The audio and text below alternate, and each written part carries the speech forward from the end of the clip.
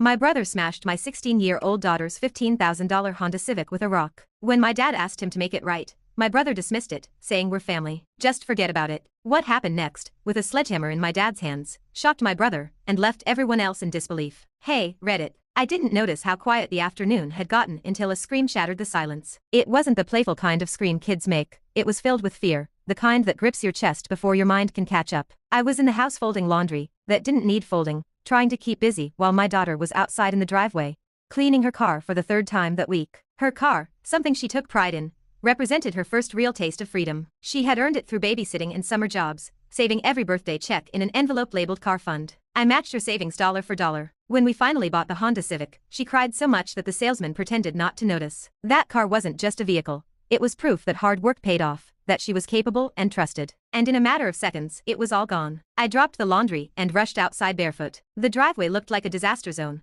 with glass scattered everywhere, shining like ice. My daughter stood frozen by the passenger side, her hands clenched so tightly they were turning white. She was breathing in short, panicked gasps, as if struggling to inhale. And there was my brother, holding a rock. The windshield was already shattered, cracks spreading like a spiderweb. The hood was dented, and one of the side mirrors hung uselessly. For a moment, my mind couldn't accept what I was seeing. Then my brother raised the rock again. Whoa! I screamed too late. The rock came crashing down. The side window shattered inward. My daughter screamed again, this time louder, stumbling backward, almost falling. I ran to her, wrapping my arms around her shoulders, pulling her behind me as if I could protect her from what was happening. What are you doing? I shouted. My brother turned slowly, as if mildly annoyed. She needs to learn respect, he replied. I stared at him in disbelief. Respect? She rolled her eyes at me. He kept going, gesturing vaguely. Kids these days think they can get away with anything. My heart raced so fast I thought I might faint. You destroyed her car, I said, each word heavy. A $15,000 car, he shrugged. We're family, he said. Just let it go. That sentence hit hard, like a slap. Let it go? As if fear was temporary and damage didn't matter. As if my daughter sobbing behind me was just an inconvenience. I turned slightly to look at her. Tears streamed down her face, carving paths through the dust on her cheeks. She couldn't even look at the car anymore. She just stared at the ground, shaking. I worked for that, she whispered. Something inside me broke. Not loudly, but completely. I faced my brother again. You're paying for this, I said, my voice low and steady, surprising even myself. He laughed, actually laughed. Make me, he said. That was when my father appeared in the doorway. He had been inside the whole time, likely hearing the glass shatter. He stood at the edge of the porch, surveying the scene. The wrecked car, the scattered glass, my daughter trembling behind me. For a long moment, he said nothing. Then he stepped forward. What happened, he asked. My brother jumped in before I could respond. She disrespected me, he said. I corrected her. My father looked at the car, then at my daughter, then back at my brother. You're paying for the damage, my father said. My brother scoffed. No, I'm not. The atmosphere shifted. You don't get to say no, my father replied. Yes, I do, my brother snapped. We're family. You don't charge family. There it was again, family used as a shield, as an excuse. I watched my father carefully. Throughout my life, he had been the peacemaker, the one who kept things calm. I expected him to sigh, to compromise, to tell me to handle it quietly. But he didn't. Instead, he clenched his jaw. You don't get to destroy something and just walk away, he said. My brother stepped closer. Oh, really, he said. You're choosing her over me now. I felt my stomach drop because this wasn't just about the car. It was about control. My father didn't respond right away. He looked past my brother, at the car, at the broken glass, at the spot where my daughter had been standing moments before the window shattered. His hands slowly curled into fists. Go inside, he told me. I hesitated. Dad, please, he said softly. Take her inside.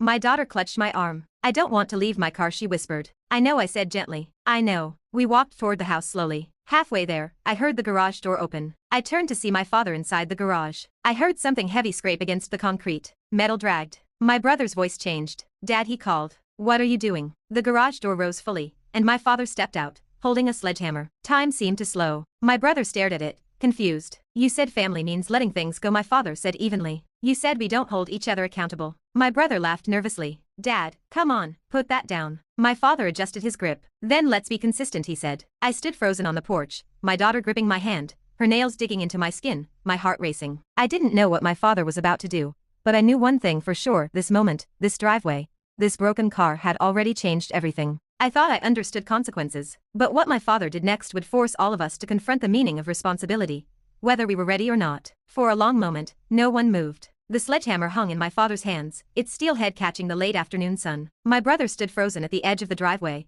his earlier confidence draining from his face. Dad, he said again, this time quieter. You're not serious. My father didn't respond right away. He walked past my brother without touching him, his boots crunching over the scattered glass. He stopped beside the Honda Civic, what was left of it, and lightly ran his fingers along the shattered windshield. "You broke this," he said. My brother scoffed weakly. "It's just a car." My father turned to face him. "No," he said firmly. "It's not." The air felt heavy, almost suffocating. My daughter pressed closer to me, her face buried into my side. I could feel her trembling. "This car," my father continued, "was earned. It was worked for. It was trusted with. And you destroyed it, because you couldn't control your anger." My brother shifted his weight. "You're overreacting." That was the wrong thing to say. My father lifted the sledgehammer. And then, without another word, he brought it down. The sound was deafening. Metal crumpled. Glass exploded outward. My brother shouted stop, but my father didn't. He struck the hood again and again. Each blow echoed like a final decision. The Civic's frame buckled. The roof dented inward. The remaining windows shattered completely. My daughter gasped, clutching my shirt. I wanted to stop him. I wanted to scream, but I stayed silent,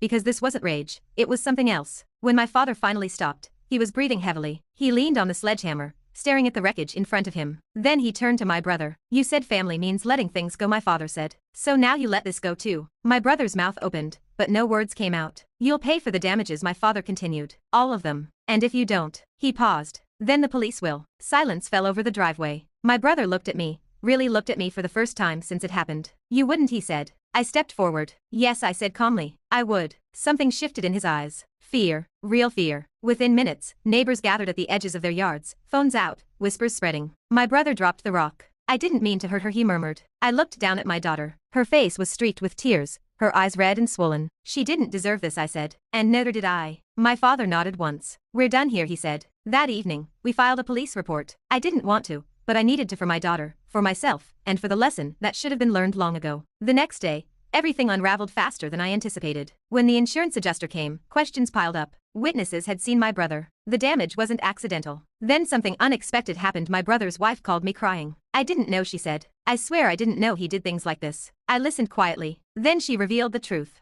It wasn't the first time. He had smashed her phone during an argument, punched holes in walls, thrown objects when angry, and each time, someone excused it. "He's family. He didn't mean it. Don't make a big deal." My father heard every word, listening without interruption. When the call ended, he sat heavily at the kitchen table. "I failed," he said softly. Those words hurt more than any shouting could have. "I protected him instead of correcting him," my father continued. "And today my granddaughter paid the price." I reached for his hand. "You're fixing it now," I said. "The consequences." My brother was charged with property damage and child endangerment, not out of a desire for revenge, but because accountability is important. He lost his job soon after, not due to the charges, but because his temper showed up at work too. No one protected him there. He had to attend anger management counseling as part of the court agreement. For the first time in his life, no one bailed him out, and for the first time, he had to confront himself without excuses. Months later, life gradually found a new rhythm. We bought my daughter another car, not the same model, but one she chose herself this time. She insisted on contributing again. "I don't want it handed to me," she said. I hugged her tightly, my chest aching. She started driving again,